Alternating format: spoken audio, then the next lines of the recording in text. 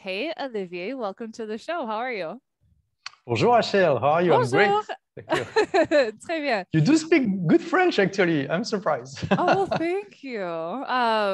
Yeah, thank you. So let's just dive in. Tell us a little bit about you and what you do.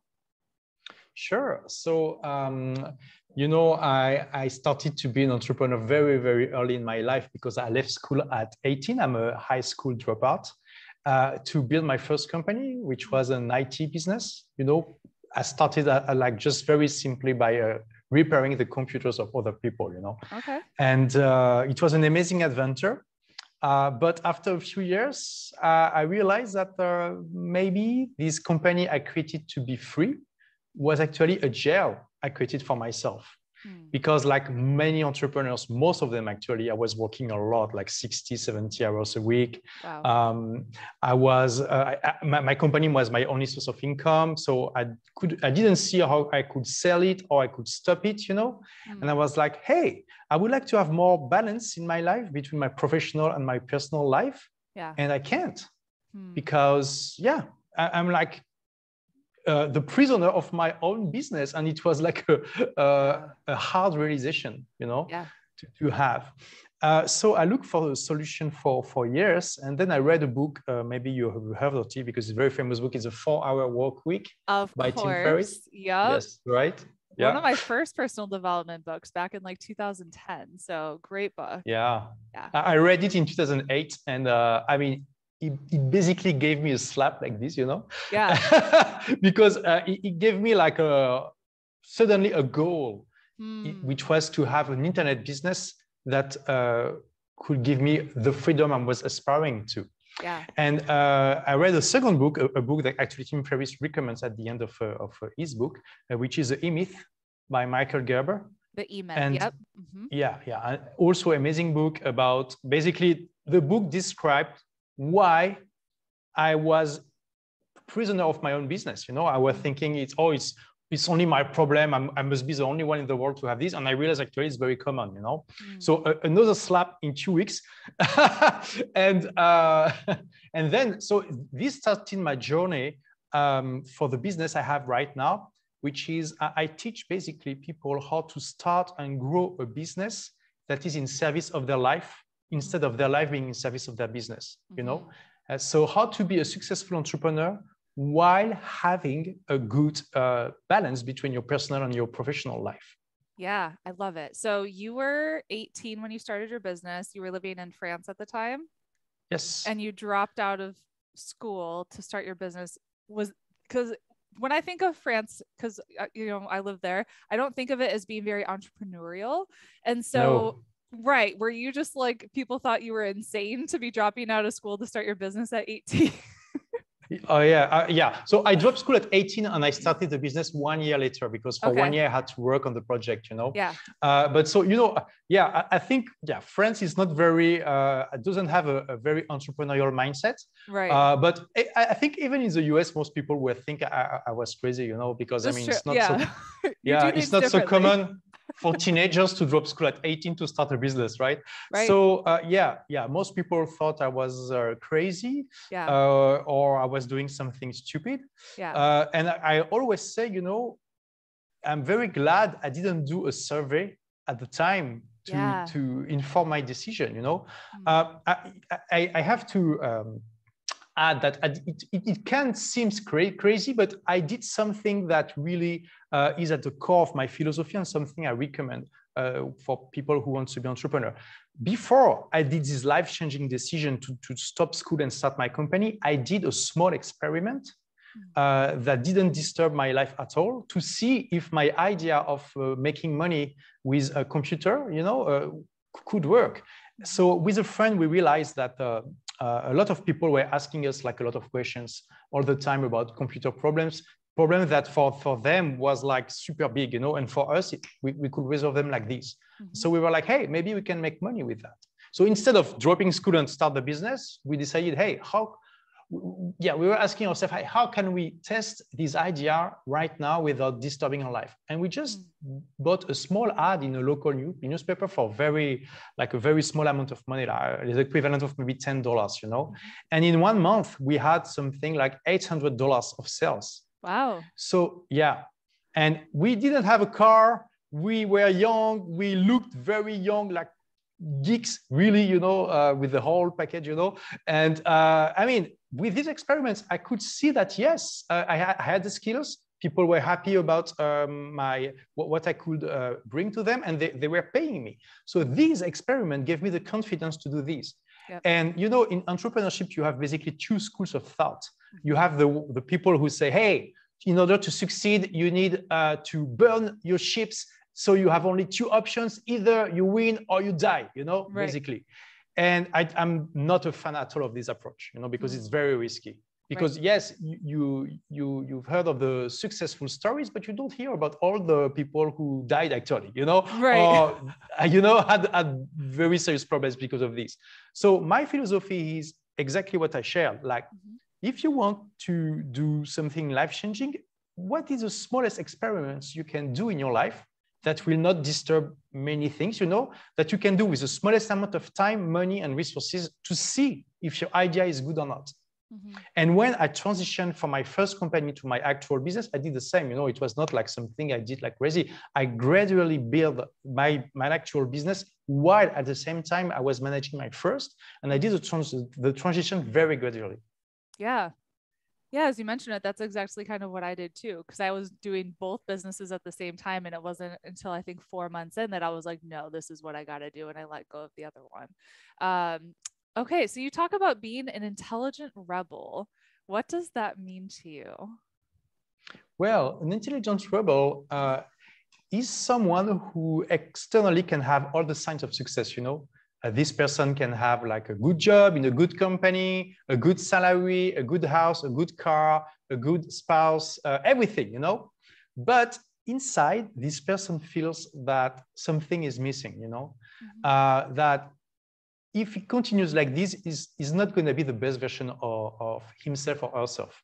And usually what is missing is creation.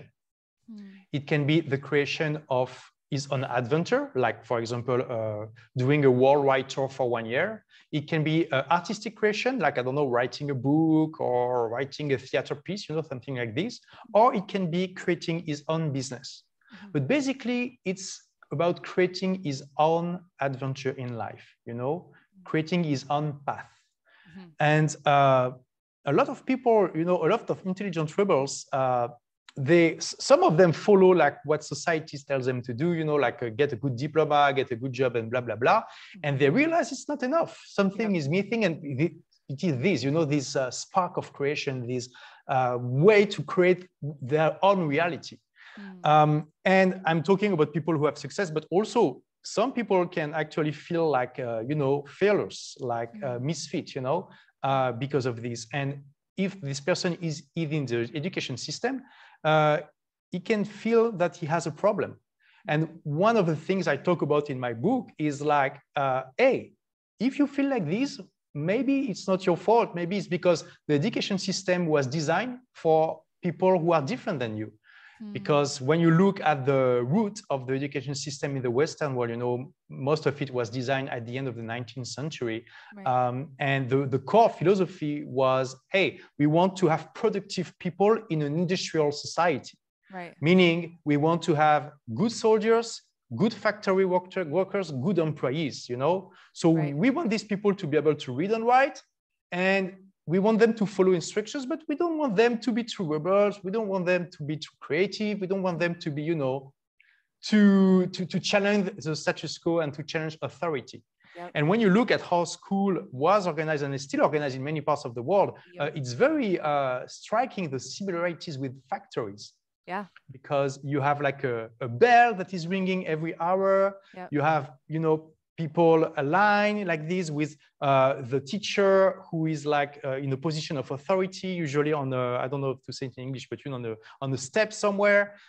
In many schools in the world, you had to wear a uniform for a long time. I mean, in some countries like the UK, it's still the case, right? Yeah. So, there is this like similarity with factory, and it's not a random occurrence. It's because by design it was made for people who were designed to be workers, factory workers, this kind of stuff. So and I mean, you have to understand the governments at the time. At the end of the 19th century, usually rubbers were really rubbers. They were doing revolutions, like in France, in Paris in 1870, there was a revolution called the Commune, and the communists took over Paris for a few months, and it was bloody, So the governments were really wary about this kind of people.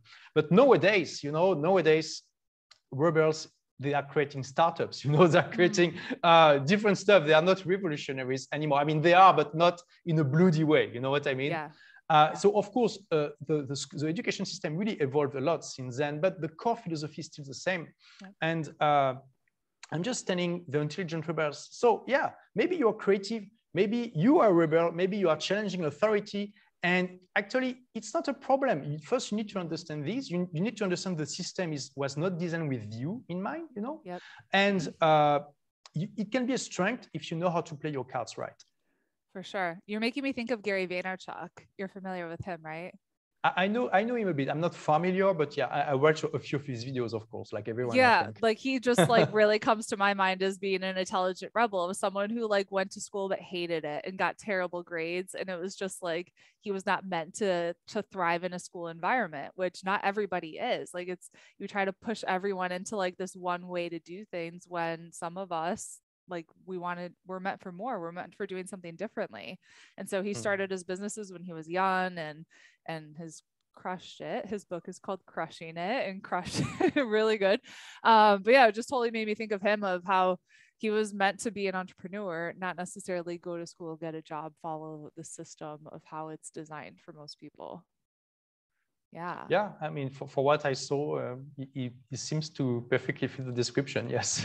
For sure. So what are the 3 vital principles of an intelligent rebel? So yeah, that's the things that I shared at the start of my book. And, I start with a quote saying basically, there are millions of methods, but the principles are few. And it's by Harrington Emerson, if I remember correctly. And the person who understands the principles can choose his methods more efficiently than the one who chooses methods randomly without understanding the principles. And I think it's very true. I was really like amazed by this quote when I read it the first time. And so I really try to share 3 core principles for intelligent rebels that I think are really universal. So the first one is to understand, and I mean really understand, not only intellectually, but also in your guts, right? That in every field you can imagine, especially the ones you are the most interested in, you have more effective methods than others. And I mean, when I say that, it seems obvious. People will be like, yeah, okay, thank you. But actually, in a lot of different fields, people don't realize it. And I give one example in my book. I mean, I give a lot of examples in my book, but one of the examples is making money. That's the quintessence of a field where most people think, hey, if it will be so easy to make more money, everyone will know it, And they just stop this. Every time they hear of a method to make more money, a lot of people are super skeptical and they don't give it a try because they think it's a scam. They think if it will be so efficient, people will know it, etc., etc. But in the field of making money, like in all of the others, you have more efficient methods than others. And you need to be open about this, and you need to be open about the fact that basically everything that surrounds us is the process, the result of a method that was proven more efficient than all the others in the history, of humanity. So if you are an employee, it is the worst way ever to make money. because you are exchanging your time from your money, and your time is what is most precious, obviously, right? Yep. So you really want to avoid to do that in the long term. It's fine to start with this, it's okay. And when I say employee, I'm also talking to entrepreneurs, because a lot of the entrepreneurs actually exchange that time for their money too, like coaches, all the people who do services and these kind of things.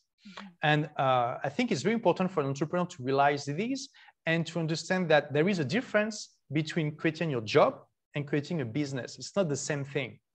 It's good to start by creating your job, and that's what most entrepreneurs do. That's what I did when I created my first business. It's already a step forward compared to being an employee. At least you are creating your own reality. But if you are the employee of your company, there are a lot of problems with this, and usually you end up the slave of your own business, like what happened to me. So if you have the entrepreneur mindset, the real one, you want to create a business, you want to have a business. And what is the difference between creating your job and creating your business? Is simple. If you create your job, you are basically a one-man's band. You're playing all the instruments at the same time. If you are building a business, you are orchestra chief. I don't know how to say it in English. The guy who is doing like the... Yeah. How do you say that? Like the orchestra... master, the leader, the one who is... I know exactly what you're talking about, and I can't think of the name in English. So, I'm like, nope. In French, we say chef d'orchestre. It's like the leader, basically. Yeah. So, and it's important because the guy who is leading the orchestra, he doesn't have to play all the instruments by himself. He doesn't have to be good at any instrument. Actually, he just have to be good at making everyone playing good, together. Many stuff. So just one example, but in every field you are interested in, like being a better spouse, making love, everything, you can be better, and you can find better methods. And if you understand these, you will like aim your mind to look for this kind of stuff, So that's the first principle, to understand this really in your guts. Really in your guts, and not just intellectually. Second thing is to be a good skeptic. What do I mean by that? I shared like previously that most people, when they hear about a method that is more efficient to earn money than just having a salary, they are very skeptical. And actually, I think it's healthy to be skeptical, because there are a lot of scams, obviously, also. And the key is to separate the good from the bad. But so how do you do that? Well, you want to be skeptic because it's healthy, but you want to be skeptic in the good way. Meaning, instead of using your skepticisms to don't do anything, you use your skepticisms to do experiments in your life. It's connected to what I shared a few minutes ago about doing experiments in your life. Yep. When you hear about a method that seems maybe too good to be true, maybe you're like, is it a scam? Is it really working? Will it work for me? Instead of rejecting it, use this skepticism to fuel your curiosity and ask yourself, okay, what kind of experiments could I do in my life to test this, to see if it's true or not? There are many examples in history of people who were skeptics of things that we take for granted now. I give an example in my book about Dick Fosbury, who was the first to, do an Olympic sport in a way that looked completely crazy, and now everyone is doing it. And a lot of people were skeptical at the start. So you look for a good method, then you try them with a good skepticism mindset. Very important. Basically, you want to be a scientist for your own life. Yep. And it's fun too. It's very fun because all the time you can do experiments, and maybe sometimes they will fail, sometimes they will don't bring you anything, but sometimes you will stumble upon some gold, and it's very fun to always be open to this kind of stuff. And obviously you cannot try everything, so you need also to choose your battles, but at least you will try way more things than the average people. And just this is going to give you a big advantage. And the third principle is, once you identify good methods, and yes, you try them and you see they are good, you use the Pareto's approach, which is to focus on the 20% of this method that bring 80% of the results. You know, Pareto's law. Yep. Yeah, very famous, right? Well, he was a famous Italian economist, and basically, it's not a law per se, but it works very well. And in a lot of different fields, you have 20% of the causes that create 80% of the consequences. Like 20% of the countries have 80% of the wealth. In a factory, 20%, 80% of the problems come from 20% of the product, etc., you know. Yep. And in companies, usually 80% of the income comes from 20% of the customers. Yep. When I stumbled upon this law, I tried it in my first company, and I was shocked because I calculated that 17% of my customers were bringing 81% of the revenue. Yeah. So it was, of course, it's never exactly 20 and never exactly 80, but it's close, you know. Right. And you just understand that there is like this. There is a small amount of causes that creates a lot of consequences. So if you know this and you want to, you can use it for your own advantage by focusing on, in these methods, what is really bringing the most of the value. So when you wrap everything together, these three core principles that I think are really universal, it means you're always looking for good methods, and you begin to it begins to be a real competence, a real skill, because you will have an eye to spot this kind of method. It's not going to work all the time, obviously, but you're going to be better than the average person at spotting good methods. Then you try them with good skepticism mindset, and also you will develop the skill of trying them or doing experiments in your life. And then once you identify them and you begin to master them, you focus on what is really good inside a good method. So you develop like a whole range of very effective methods, and by focusing on what really is important, you have more time to use everything together, you know. So this is going to give you a huge advantage in life. For sure, I love it. So you've created just this awesome business that gives you freedom. You're now in Dubai, and you've been kind of all over the place. What's a big mistake or a lesson that you've learned on the road to creating that freedom for yourself? Well, so for now I've been an entrepreneur for like almost 22 years. You started when you were 2. You look very young. Yeah, thank you. I'm 41 actually, but I know I look young. You look so very I hope young. it's going to continue like this for a long time. Yeah, but see, that's maybe, I mean, that's also the thing. I use this methodology for my health too. I really try to learn as much as possible about how to be healthy and live a long life. And it seems to work. Maybe it's my genetics too, but I mean, so far so good, right? You definitely don't look 41. Yeah. Yeah, most people think I'm like 32, 33, 34. So that's good. Yeah. We'll see in 10 years if it's still the case. Like if I still look 10 years younger. So sorry, what was your question again? Biggest failure or mistake that you made? Yeah. So in 22 years, I did a lot of mistakes. I don't know if you want me to focus on my second company, my internet company. Either one. Yeah, either one. Just like a lesson that you learned of like, oh my gosh. All right. Yeah. No, so for me, the hardest thing the hardest thing at the beginning was to understand what it means to be an entrepreneur. You know, that's also the problem when you start with because most people, I said they are creating their job and not a business. And what it means also, it means they start from their skills, from their technical skills, which is great. It's probably the easiest way to start, but you need to understand it's not because you are a good plumber that you are a good entrepreneur. Right. If you are a good plumber as an employee, it's great.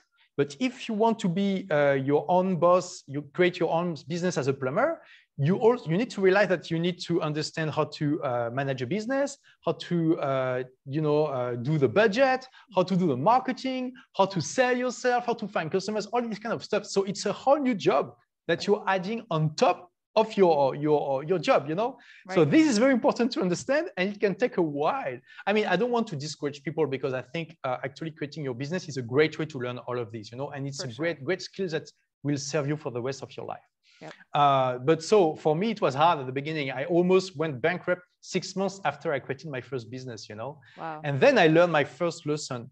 because I was tempted, I was ashamed because I did ask for money from my family, and I took some loans and this kind of stuff. And I was ashamed because I was like, I need a bit more money because I did so many mistakes, but I'm ashamed to tell the story, because, a lot of people were waiting for me, at the corner, like, because, oh, this dude is stopping school at 18, what a moron, Yeah. And I chose to, I showed that I understood that it's better to choose the bull than the ostrich. I think you say the same, you have the same expression in English, like I took the bull by the horn. Oh yeah, I took the bull by the horns instead of putting my head in the sand like an ostrich, Yes. Yep. You have the same expressions, right? Yep. Yeah, we do also in French. Because, so I decided to go all in and tell everyone who helped me in the process of building my business that I did make a lot of mistakes, but I also did an analysis of my business model, and I told them, hey, look, my business model is good. I think I did many mistakes. That's why now I need a bit more money. But I think now that I understand what are the mistakes I made, I will not make them again. And I know now how to get customers and stuff. So I just need this small amount of money. And I think it's going to help me, to make this business profitable. And so some people listen to me and get me a small loan. It was like 5,000 or 6,000 euros. That's just what I needed to continue. And this business, lasted more than 10 years. And then I sold it when my second business was starting to be good, Mm-hmm. So very important, when you're an entrepreneur, you need to choose the bull and not the ostrich, okay? Be a bull, not an ostrich. And also, I think that's what is so great about being an entrepreneur. You have to face reality. Yeah. If you don't, at some point you're going to be bankrupt. There is no other way, So being an entrepreneur is like a path that you choose that really forces you to face reality all the time. And yeah, I mean, it keeps you accountable with the universe, basically, It's a spiritual path in a way, not even in a way, it is a spiritual path. Yeah. You cannot be an ostrich for too long, maybe for a few days. You got to pull your head out of the sand. Yeah. Sometimes you're like, oh man, I made a mistake. I thought this product would work and nobody wants to buy it. Okay, fuck. Yeah. But yeah, But then you're like, all right, so why did I think this product would work, and what happened, And then you create the next version and you pivot and whatever. So yeah, and I mean, then I did many mistakes. Also, it's very hard when you recruit your first employee, because also it's a new skill you have to learn how to recruit and how to manage different stuff. Some people, they spend 30 years on this and they are still not good, So yeah. So when you think about someone who's been in a job like for 40 years doing the exact same thing over and over and over again, and then as an entrepreneur, it's like you constantly have to reinvent yourself and learn new skills and all these other things if you want to keep growing. Yeah. So what does it mean to you to make an impact? Yeah, good question. Well, basically it means adding value to humanity, That's, the old saying that you want to leave the world in a better shape than when you arrived, So yeah, I mean, I met some entrepreneurs who, I mean, if you just look at what they did without looking at their business, it's amazing, I met a guy, he started in a very poor district in France, and now he's a millionaire. He has his amazing lifestyle. He doesn't work a lot, So far, so good. You're like, wow, crazy. But when you look at his business, what he's doing, online casinos. And I mean, I'm sorry, but does it bring value to humanity? Right. Some people who are, yes, it's a distraction. People need to be distracted and stuff. I think we have plenty of distractions already in our society. I don't think it adds a lot. Right. So, I think it's important to add this dimension in your goals and in your path, especially if, like me, you think the entrepreneurial path is a spiritual path. So it's also connected to the Japanese concept of ikigai. You've heard of ikigai, right? No. No? Oh, really? Okay. It's very interesting. This is a Japanese concept. It's like, you could, I think you say also in English, it's like a French word, raison d'être, raison d'être, maybe? No? It's like the reason of being, basically. Yeah. Oh, yeah. Raison d'être. Yeah. Yes. Yeah. Raison d'être. And basically, you could translate ikigai by this reason of being, raison d'être. And it's you find your ikigai if you find something that it's as a crossway of four things. If you do something that you're passionate about, that you can make money with, you can make a living with, that you are skillful in, and that is your mission in life. And what is your mission in life is basically, you know, what Gandhi was saying, be the change you want to see in the world. So if your business is aligned with all the four things, it's perfect. You found your ikigai, awesome. Then it's going to be great. You know, it's going to be a great adventure. It's not so easy to find your ikigai. So, I mean, I always share this as an inspiration, as something to look at. You know, it's like the North Star. It's guiding you, but it's okay if when you start, your business is not an ikigai. You know, my first business was not an ikigai. I was passionate about computers. I was skillful in it. I was making money with it. But was it the mission in my life? Was I really so passionate about making the world a better place by the computers working better? Not really, you know. Now I found my ikigai, because what I do is, so I help entrepreneurs or would-be entrepreneurs to create a business in service of their life. So yeah, I'm passionate, I make money, I'm skillful. And yes, that's the change I want to see in the world, you know. I want to see more people who are entrepreneurs and entrepreneurs with a good life balance. So it's a path, you know, and I think the ikigai is a great goal to have in the long term. So it connects to this, that's making an impact. Yeah, for sure. Where can we connect with you? Sorry? Where can we connect with you? Oh, so yeah. Well, there is my book, The Way of the Intelligent Rebel. So that was translated in English. And I have a very small YouTube channel in English. My name, Olivier Roland. Olivier Roland, you can type this in YouTube and find me. And if you speak French, I have a huge YouTube channel in French. Yes. Awesome. Oh, and I have a blog in English. Sorry, a book that can change your life. Oh, cool. Awesome. Yeah. Merci beaucoup. C'était vraiment génial. Thank you so much. It was awesome to have you here. And yeah, we'll talk soon. Thank you. Hey, bonjour. Welcome back to another episode of the She's Making an Impact podcast. I'm your host, Rachel Ngom. Today, I have a French guest for you. He has been crushing it in France, selling over 100,000 copies of his book. And this guy, Olivier Roland, he's a 19-year-old dropout. He created his first business and never looked back. He's now a serial entrepreneur, blogger, YouTuber, startup investor, bestseller, author. He's done a lot of things. He's built a global audience of over 450,000 fans. And now he's just on a mission to show you don't need to be like a brilliant student or brilliant in school to create an incredible business and be an entrepreneur. So I am very excited to dive in, and let's go.